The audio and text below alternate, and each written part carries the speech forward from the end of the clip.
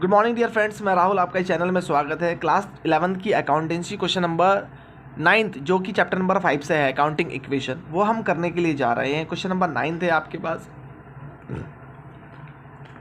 Question number 9th अगर आप देखें तो ये है, अगर आपके पास बुक है डियर स्टूडेंट तो आप देख सकते हैं, ठीक है ना। इस तरीके का है, use accounting equation two the show the effect of the following transaction of a Messrs royal traders है बच्चों। रॉयल ट्रेडर्स के नाम से क्वेश्चन होगा। क्वेश्चन आगे पीछे हो सकता है नई बुक के अकॉर्डिंग, ठीक है। जो न्यू एडिशंस आते हैं उनमें क्वेश्चन आगे पीछे कर दिए जाते हैं या हो जाते हैं, ठीक है। अब 9th का देखिए, 9th के फर्स्ट पार्ट, अगर आपके पास बुक है तो बच्चों बुक आप अपने सामने खोल करके रखें और उसको देखें किस तरीके की ट्रांजेक्शन लिखी हुई है। सॉल्व मैं यहाँ पे करवा रहा हूँ आपको, ठीक है। पहला लिखा हुआ है आपके पास, स्टार्ट बिजनेस विद कैश 1,20,000। तो मैंने बच्चों यहाँ पे क्या करा, ठीक है, वो तो आपको पता ही है कि serial number, particulars, assets, liability और फिर यहाँ कैपिटल। पहली एंट्री है बच्चों आपके पास कि स्टार्टेड बिजनेस विद कैश 1,20,000। तो कैश लिखा, कैश के नीचे लिख दिया 1,20,000 रुपये। जितना अमाउंट आप यहाँ पे लिखेंगे उतना ही अमाउंट आप कैपिटल में भी लिख देंगे। सेकंड एंट्री है बच्चों आपके पास, परचेज गुड्स फॉर कैश 10,000। आपने गुड्स खरीदे हैं 10,000 रुपये के। जब आप कोई चीज़ खरीदोगे तो कैश तो देना ही पड़ेगा ना, तो कैश देंगे तो कैश माइनस भी होगा कैश में से। कैश आपके पास 1,20,000 था, 10,000 रुपये आपने दे दिए तो 10,000 में देखो रेड पेन से यहाँ माइनस किया हुआ है। जब आप कोई सामान खरीदते हैं, बाजार जाकर के कैश देते हैं ना, तो जब भी आप यहाँ पे कोई एसेट्स खरीदेंगे, आप कैश खरीदेंगे तो कैश में से आपको माइनस करना ही पड़ेगा। 1,20,000 है, 1,20,000 में से 10,000 रुपये मैंने माइनस कर दिए। अच्छा, सामान भी तो आ गया मेरे पास, तो मैंने यहाँ पे प्लस लगाया। प्लस में यहाँ पे जब भी आप कोई सामान गुड्स परचेज करोगे तो आपने यहाँ स्टॉक लिखना है। परचेज करके स्टॉक, प्लस करके स्टॉक लिखेंगे और उसके नीचे लिखेंगे 10,000, ठीक है डियर स्टूडेंट्स। अच्छा, उसके बाद देखो यहाँ पे हमने कुछ भी घटाया बढ़ाया नहीं है, ठीक है। अब हम बनाएंगे न्यू इक्वेशन, है ना। अब 1,20,000 था, 1,20,000 में 10,000 चला जाता है तो 1,10,000 बचता है। 10,000 का 10,000 आ जाएगा और 1,20,000 का 1,20,000 आ जाएगा। जितनी भी न्यू इक्वेशंस बनाई गई हैं बच्चों इस क्वेश्चन में, वो ब्लू पेन से बनाई गई हैं, ठीक है। थर्ड वाली एंट्री देखिए, थर्ड में लिखा हुआ रेंट रिसीव्ड ₹5,000। आपको रेंट मिला है 5,000 रुपये। अच्छा, अगर आपको घर का किराया मिलेगा, फर्म आपने अगर किराए पे रेंट पे दे रखी है तो उसका किराया मिलेगा। वो भविष्य में पैसा देना तो नहीं पड़ेगा ना, तो प्रॉफिट है आपका। एक बार पैसा आएगा और वो वापस कभी नहीं जाएगा, तो इसका मतलब वो आप कैपिटल में उसको ऐड करेंगे। 5,000 रुपये रेंट आया है तो 5,000 रुपये आपने कैश में ऐड कर देना है। ये कैश वाली ट्रांजेक्शन चल रही है डियर स्टूडेंट्स। 5,000 मैंने यहाँ पे ऐड करें और 5 ही मैंने कर दिए कैपिटल में ऐड, क्योंकि कैपिटल के लिए कैपिटल का मतलब हमारा प्रॉफिट हुआ है 5,000 रुपये का। 5,000 रुपये मैंने यहाँ पे ऐड कर दिए। न्यू इक्वेशन बनेगी डियर स्टूडेंट्स। 1,10,000 तो मेरे पास पहले थे, 5,000 रुपये होगी तो 1,15,000 हो जाता है। प्लस का प्लस, 10,000 का 10,000। यहाँ पे कुछ भी नहीं हुआ है तो इसको छोड़ दीजिए। यहाँ पे 1,20,000 था, इसमें 5,000 रुपये ऐड हो जाएंगे तो 1,25,000 आ जाएगा।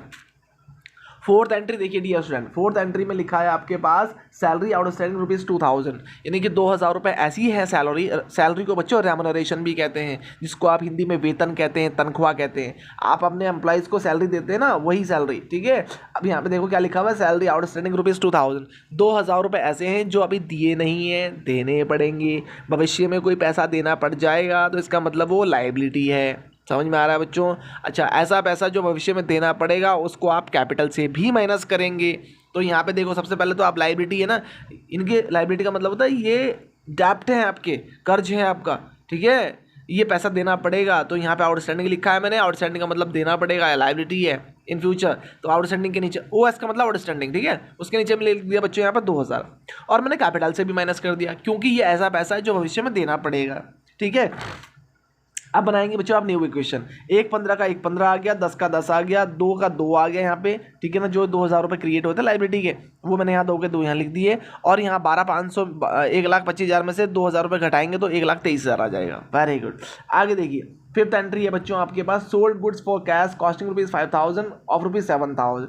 अगर आप बुक में देखें तो वहाँ पे लिखा हुआ है, ई वाला पार्ट है, सोल्ड गुड्स फॉर कैश, नगद माल बेचा है आपने 5,000 रुपये का, जिसकी कॉस्ट 5,000 रुपये थी ना, उसको 7,000 में बेचा है। जब भी ब्रैकेट में कोई अमाउंट लिखी रहेगी इसका मतलब है ये गुड्स की अमाउंट है, ठीक है। वहाँ लिखा हुआ है, अगर आप अपनी बुक में देखें तो ई पार्ट लिखा हुआ है, सोल्ड गुड्स फॉर कैश, नगद माल बेचा आपने 7,000 रुपये का, जिसकी कॉस्ट 5,000 थी। 5,000 की चीज़ 7 में बेच दी, ठीक है ना। तो 5,000 की चीज़ कितने बेच रहे हैं, 7 में। तो इसका मतलब डायरेक्ट आपको पता लग रहा है कि 5 की चीज़ 7 में बेची जा रही है, इसका मतलब 2 का प्रॉफिट हो रहा है। तो 2,000 मैं यहाँ पे कर दूंगा ऐड। ये देखो यहाँ पे फिफ्थ एंट्री है बच्चों, 2,000 रुपये मैंने कैपिटल में ऐड कर दी। सामान कितने का गया, 7 का, नहीं नहीं नहीं नहीं नहीं, सामान गया 5 का, क्योंकि वहाँ पे लिखा हुआ है 5 का सामान 7 में जा रहा है, तो जो हमारा स्टॉक गया वो तो 5 का ही गया है ना, तो 5000 माइनस करूँगा मैं स्टॉक में से। ये देखो स्टॉक 5000 माइनस करूँगा। अच्छा 5 की चीज़ 7 में जा रही है तो कैश कितना आ रहा है, 7000 आ रहा है, तो 7000 रुपये मैं यहाँ पे ऐड कर दूँ। समझ में आया? Very good. आगे देखिए, आगे लिखा हुआ न्यू इक्वेशन क्या बनेगा, 1,15,000 पहले था, 7,000 रुपये और आए तो 1,22,000 रुपये हो गए, प्लस 10,000 का स्टॉक था, सामान मेरे पास 10,000 का था, 5 का तो मैंने बेच दिया, तो 10 में से 5 जाएगा तो 5 ही बचेगा। ठीक है ना। अब यहाँ पे कुछ नहीं हुआ है, अब मैं एक 23 में से 2,000 रुपये ऐड कर देता हूँ, क्योंकि 5 का सामान 7 में बिक रहा है, तो 2,000 रुपये प्रॉफिट हो रहा है ना, तो प्रॉफिट यहाँ पे हो जाएगा ऐड, ऐसे करके न्यू इक्वेशन। इन दोनों को ऐड करके 1,22 हो गया, इसमें से इसको माइनस करा 5,000 आ गया, 2 का 2 आ गया।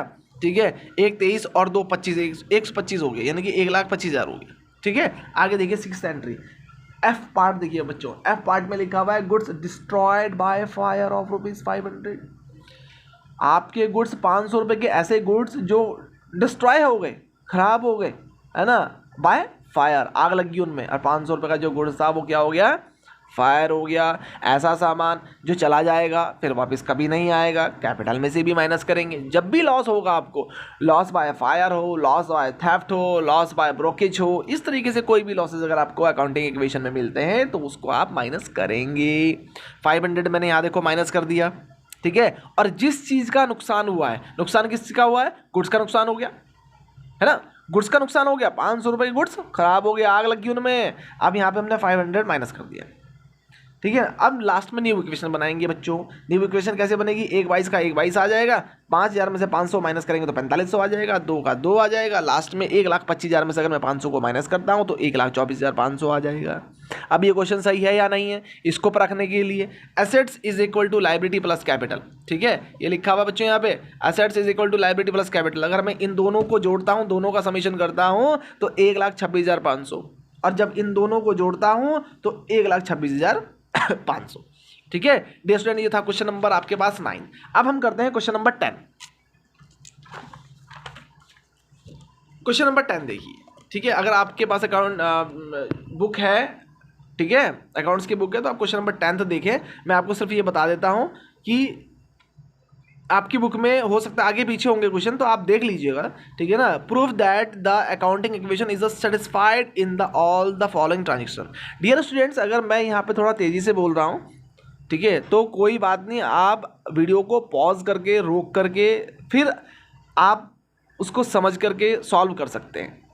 ठीक है, आपने एक पेन लेना है, एक कॉपी लेनी है, नोटबुक लेना है। मैं आपको एक बहुत इजी वे में बता रहा हूँ किस तरीके से आपको एकदम से अकाउंटिंग इक्वेशन समझ में आ जाएगी।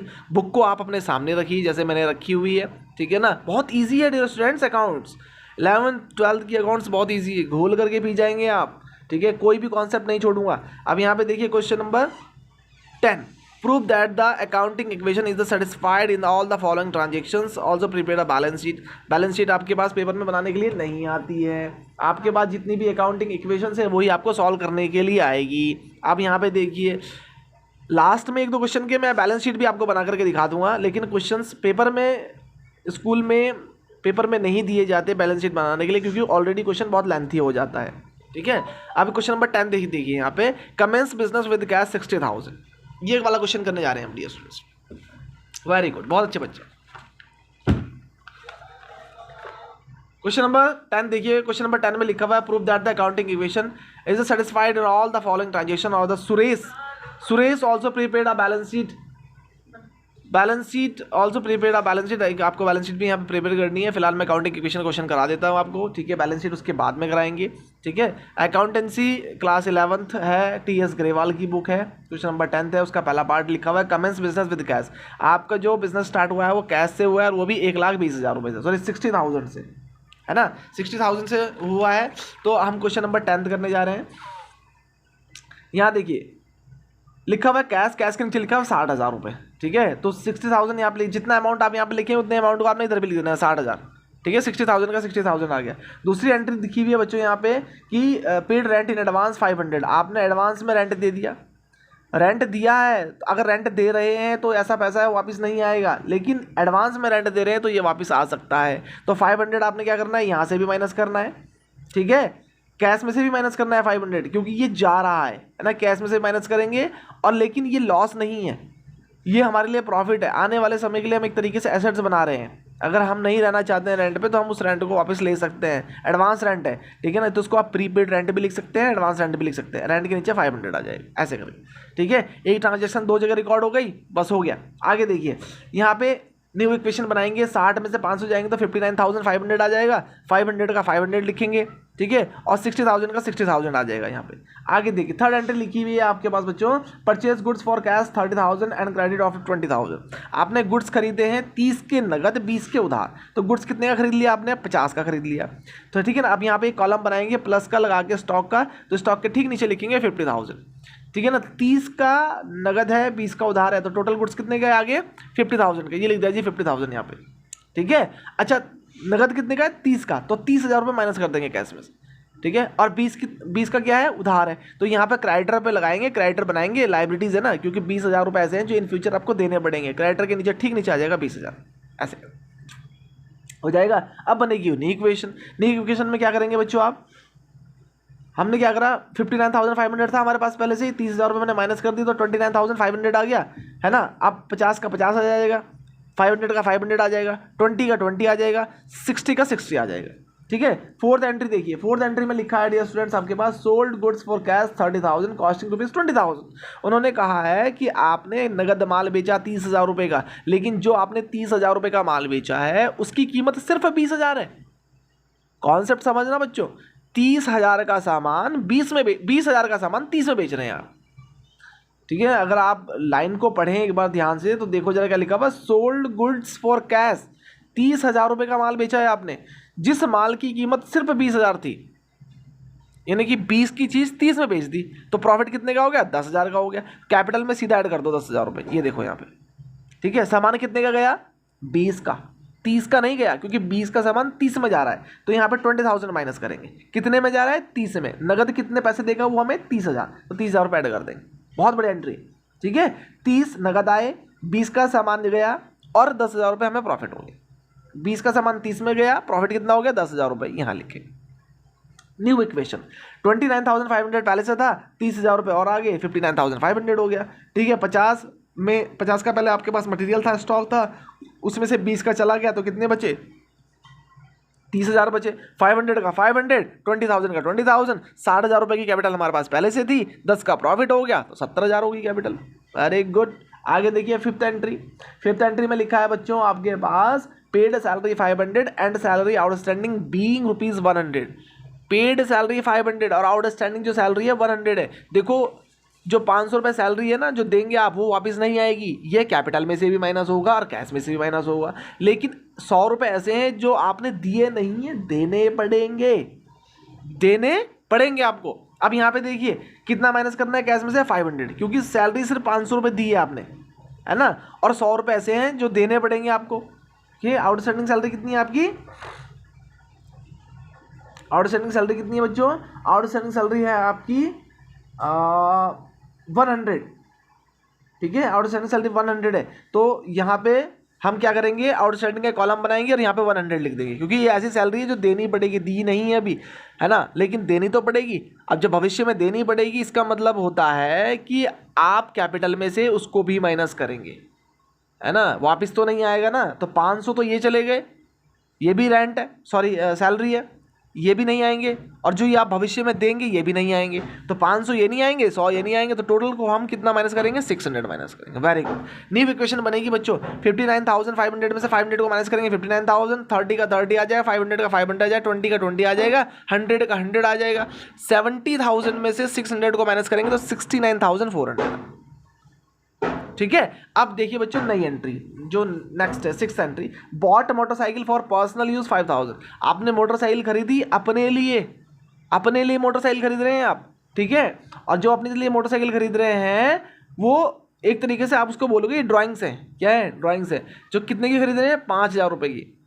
5,000 रुपये आपने बिजनेस में से निकाले और अपने लिए मोटरसाइकिल ले ली आपने। हालांकि 5,000 रुपये की मोटरसाइकिल आती नहीं है, ये पता नहीं कौन से आंकड़े हैं इनके, ठीक है। तो 5000 रुपीज़ आपने कैश में से भी माइनस करना है और कैपिटल में से भी माइनस करना है। कैपिटल में से क्यों माइनस करेंगे? क्योंकि ये पैसा वापस बिजनेस में नहीं आने वाला है। तो 5000 आपने यहाँ से भी माइनस करने और कैश में से भी माइनस करने। तो 59,000 में से 500 जाएगा तो कितना बचेगा? 54,000। 30 का 30 आएगा, 500 का 500, 20 का 20, 100 का 100 और 69,400 में से 5000 को माइनस करेंगे तो कितना आएगा? 64,400।